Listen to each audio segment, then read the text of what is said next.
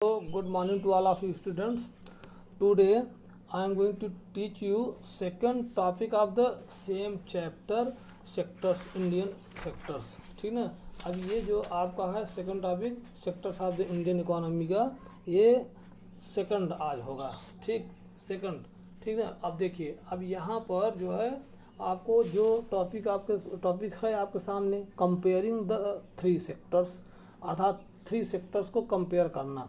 अब ये कंपेयर में तुलना, अर्थात किसमें अधिक एम्प्लॉयज हैं, ठीक है, एम्प्लॉयमेंट कौन ज़्यादा दिया है, कौन कम दिया है, किसका क्या मतलब रोल है, ठीक है, कंट्रीब्यूशन कितना है जीडीपी में, ये सब बातें यहाँ पर आएंगी। ठीक है। तो इधर पॉइंट यहाँ दिए गए हैं, अभी फाइव पॉइंट है आपके सामने जो है, इसको ध्यान रखिए, इसी को हम समझाते हैं और बाकी जितना एक्स्ट्रा होगा वो भी हम समझाते चलेंगे।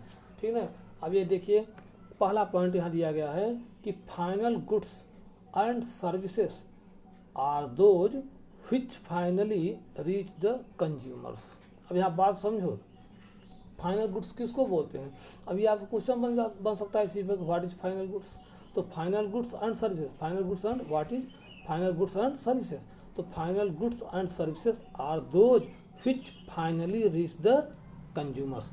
फाइनल गुड्स उसको बोलते हैं जो अंतिम रूप से कहाँ पहुँचता है, कंज्यूमर के पास। जैसे हमारे पास पेन आ गया तो ये फाइनल गुड्स हो गया।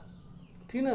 कोई जितनी चीज़ें हम यूज करते हैं, पेन पेंसिल, ठीक ना, ये चीज़ यूज़ करते हैं, बुक जो है बना पूरा आ गया, हम उसको पढ़ रहे थे, ये फाइनल गुड्स हो गया। अब इससे कुछ और नहीं बनेगा।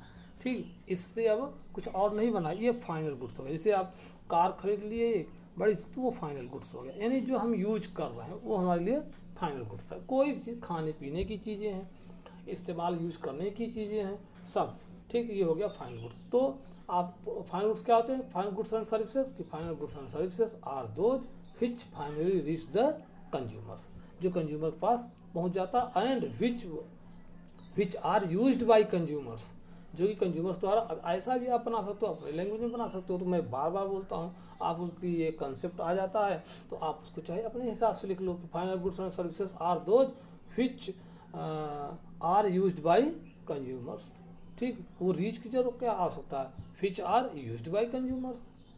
ठीक, ये भी होता है। तो चलिए आगे देखिए, अगला पॉइंट इसमें, goods and services used in making the final goods are called intermediate goods. अब यहाँ भी एक क्वेश्चन बन गया, इंटरमीडिएट गुड्स क्या होता है।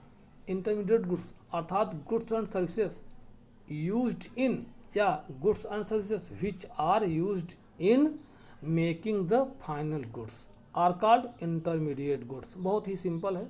इंटरमीडिएट गुड्स भी आप समझ लीजिए कि इंटरमीडिएट गुड्स ये क्या है। ठीक, इंटरमीडिएट गुड्स, ठीक, जैसे मान चलो इंटरमीडिएट गुड्स में एग्जांपल आपको दूँ, जैसे मान चलो बिस्किट बनाना है तो उसके लिए शुगर चाहिए, ऑयल चाहिए, है ना। तो ये सब चीज़ें जब चाहिए, फ्लोर चाहिए तो फ्लोर चाहिए, शुगर चाहिए, ऑयल चाहिए, ठीक, तीनों चीज़ चाहिए। तो ये तीनों चीज़ क्या हो गई, जो है इंटरमीडिएट गुड्स हो गई। ठीक, ये इंटरमीडिएट गुड्स है। ठीक, ये भी ध्यान रखिए आप। तो ऐसे इंटरमीडिएट गुड्स वही होते हैं जिसको फाइनल गुड्स बनाने में जो यूज होते हैं, अर्थात the goods which are use to make the final goods. ठीक, ऐसे भी ना लिखो अपने, देखो कॉन्सेप्ट रखो, कॉन्सेप्ट आप बड़े आसानी से लिख सकते हो कि इंटरमीडिएट गुड्स क्या है, हाँ, फाइनल गुड्स क्या है, फाइनल गुड्स एंड सर्विसेज। अब देखो, अब बात आ गई जीडीपी की। ठीक ना, दो बातें आप समझ गए, फाइनल गुड्स और इंटरमीडिएट गुड्स। अब आप बात आ गई जीडीपी की। जीडीपी इसका फुल फॉर्म क्या होता है, यहाँ लिखा है GDP stands for gross domestic product. अर्थात यहाँ पर देखिए, जो जीडीपी होती है ये ग्रॉस डोमेस्टिक प्रोडक्ट, मतलब ये होता है कि the production which are done within the country. ठीक है, अर्थात प्रोडक्शन का कार्य, the work of production which are performed within the country, अर्थात जो देश के अंदर ही परफॉर्म किया गया हो। पूरा हमारे देश के अंदर कितना बड़ा बेनिफिट हुआ है, कितना फ़ायदा हुआ है एक पर्टिकुलर ईयर में, कि कितना बेनिफिट हुआ है, देश के अंदर क्या क्या बचा पड़ो, वही जीडीपी हो जाता है ना। तो ये हो गया आपका जीडीपी स्टैंड्स फॉर ग्रास मतलब होता है टोटल डोमेस्टिक प्रोडक्ट। डोमेस्टिक मतलब घरेलू, अर्थात विद इन द कंट्री। ठीक ना, देश के अंदर जो प्रोडक्ट होता है उसी को हम जीडीपी कहते हैं। अब ये फुल फॉर्म भी बन गया, क्वेश्चन आपको बन सकता है। ठीक ना, इस पर फुल फॉर्म भी पूछा सकता है आपको। जीडीपी जानते रहो, grass domestic product. It is the total value of the final goods and services produced in the three sectors in a particular year within the country. बात तो वही आ गई ना, जो हमने बताया आपको वही चीज़ तो सामने आ गया।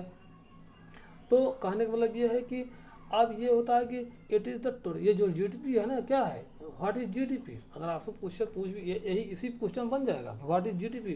तो GDP is the total value, total value जितनी, अब टोटल वैल्यू मतलब क्यों यहाँ पर टोटल आ रहा है, टोटल इसलिए आ रहा है कि बहुत सारे, जैसे तीनों सेक्टर्स है ना, प्राइमरी सेक्टर, सेकेंडरी सेक्टर और टर्सरी सेक्टर, तीनों सेक्टर हैं। तीनों सेक्टर में अलग अलग जो है different goods are produced within the country.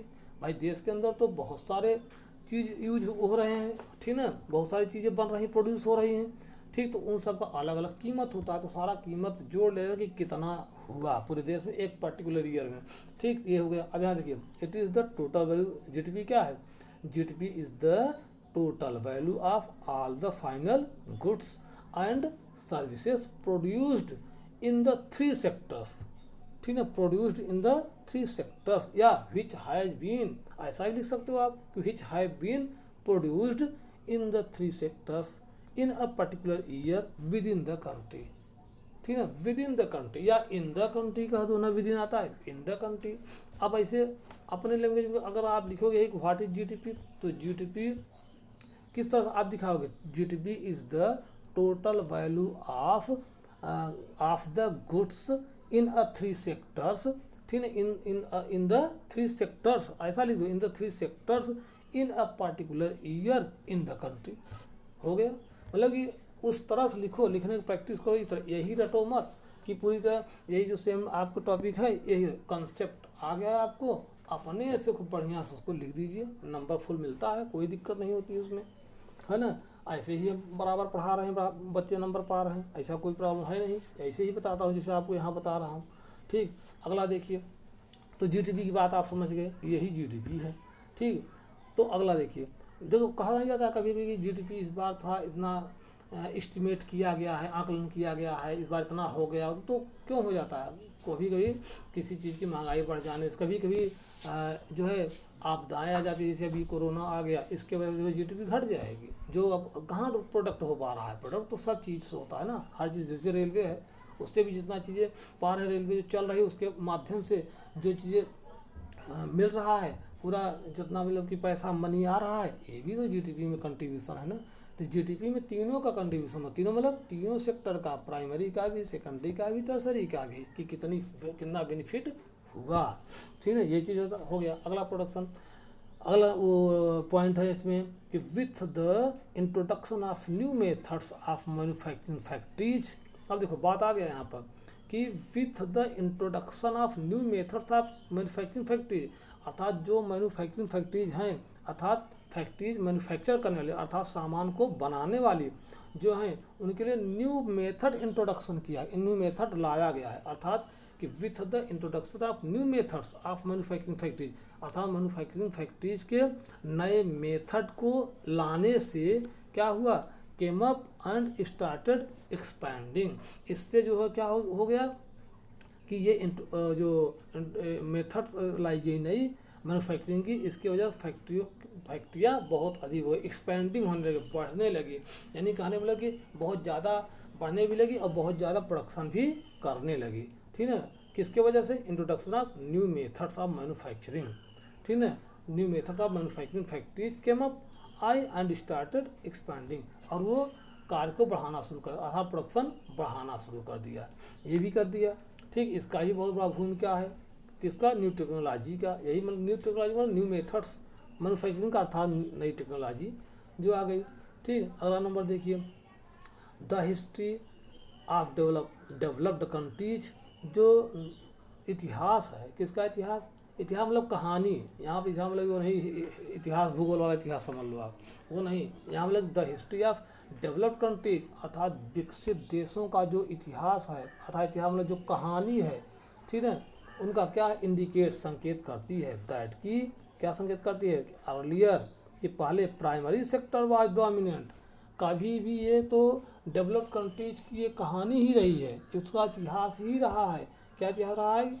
Earlier primary sector was dominant, सबसे पहले प्राइमरी सेक्टर ही डोमिनेट होती है।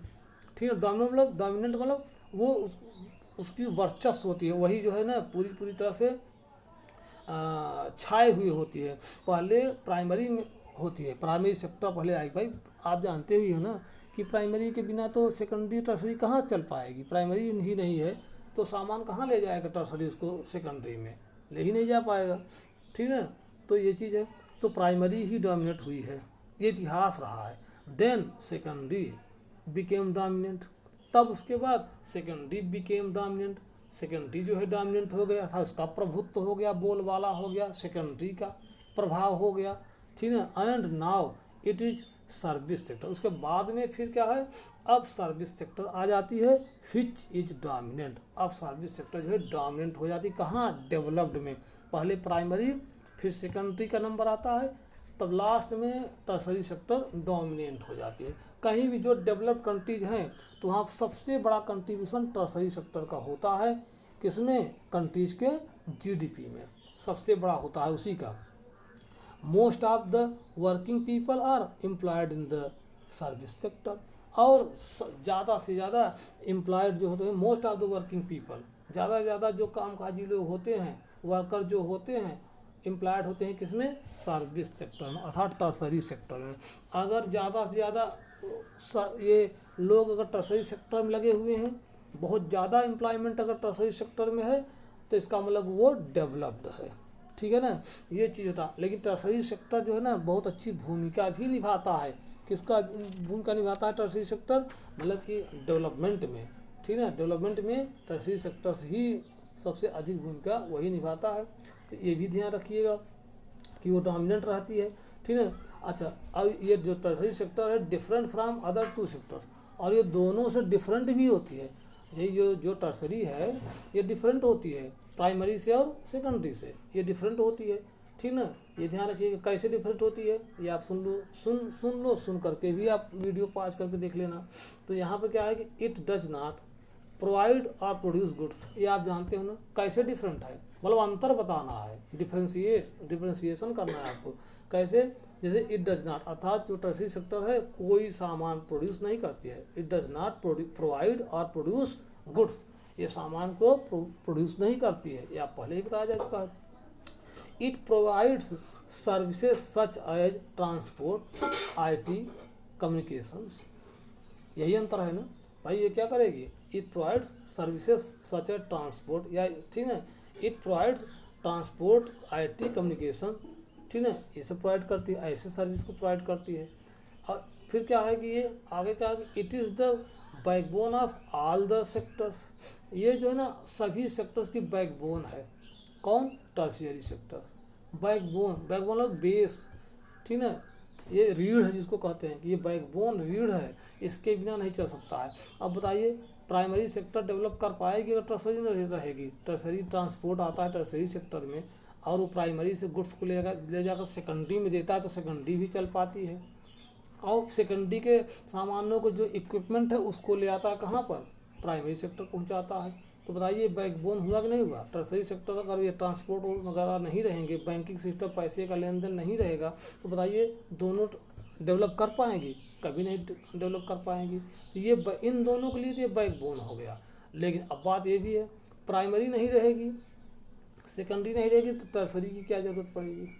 अब टर्सरी भी तो अब ट्रांसपोर्ट तो सिस्टम, लेकिन यह है कि कुछ लिमिट, कुछ हद तक है, लेकिन यह है कि और चीज़ें तो रहेंगी ही ना। और सारी बैंक की सुविधा जो है नहीं प्राइमरी रहती, सेकेंडरी तो बैंक की सुविधा तो है ना। बाल के यहाँ आप जाते हैं बाल कटाने के लिए, कुछ रहे न रहे आप जाएंगे करेंगे ना। तो टर्सरी चलती, ऐसा नहीं, टर्सरी तो चलता ही रहता, लेकिन अगर ये सहयोग न करे तो प्राइमरी सेकेंडरी नहीं चल सकती है ना। ये ध्यान रखिए कि किसके बिना कौन सा काम नहीं चल, मतलब कौन 100% सहयोग कर रहा है, कुछ तो मान लीजिए 10-5% का आरक्षण रहता है। तो ये समझ लीजिए आप। ठीक, तो यहाँ देखिए ये चीज़ हो गई, हमने बता दिया आपको कि ये ऐसे डिफरेंस है। ठीक ना, इसी प्रकार से ये डिफरेंट रहता है। ठीक, अभी देखिए अपने यहाँ जो है इंडिया में क्या है, सबसे ज़्यादा वर्कर किस में है? प्राइमरी में है, और वो भी प्राइमरी में एग्रीकल्चर में। ठीक है, सबसे ज़्यादा वर्क अपने यहाँ इंडिया में प्राइमरी सेक्टर में इंगेज हैं। और वो भी जो है किस में बताया गया है कि प्राइमरी में एग्रीकल्चर में सबसे ज़्यादा है। ठीक ना, इस तरह से आप ध्यान दीजिए। और देखिए अब इसमें छोटे छोटे ही क्वेश्चन बनेंगे, बहुत बड़े क्वेश्चन नहीं बनेंगे। जीटीपीट भी हमने आपको बता ही दिया, सब चीज़ बता ही दिया। अब इसमें क्वेश्चन जो बनेंगे, कुछ क्वेश्चन मैं ऐसा भी दे देता हूँ जो कि आप अपने से करेंगे थोड़ा सोच करके। अगर आपको समझ आया है तो बड़े आसानी से उसको आप समझ के कर लेंगे, कोई दिक्कत होगा नहीं उसमें। ठीक ना, ये चीज़ है तो ठीक है। तो फिर आज के लिए इतना ही। Thank you very much.